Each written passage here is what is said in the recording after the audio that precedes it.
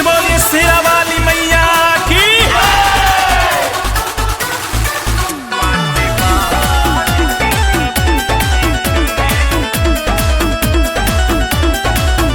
पूछे बेबस एगो सेवक तो हर चरण में रोवे वाला।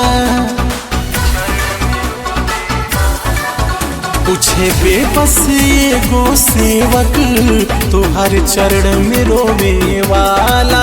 काहे पाप के भागी बनो पानी पाप के धोवे वाला। कैसे होई पूजैया अब तोहार ये माई। पाटे बाढ़ की चपेट में बिहार ए माई। पाटे बाढ़ के चपेट में बिहार ए माई।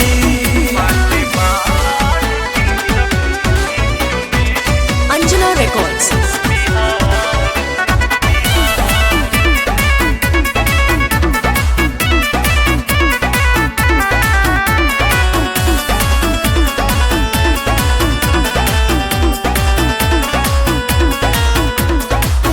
निकल गईली गंगा मैया घर दीनहीन के। अब के सहारा बनी दुखिया बेदीन के। हाँ, निकल गईली गंगा मैया घर दीनहीन के। अब के सहारा बनी दुखिया बेदीन के। बिछड़ गईल के तने परिवार ये माई। पाटे बाढ़ के चपेट में बिहार ए माई। पाटे बाढ़ के चपेट में बिहार ए माई।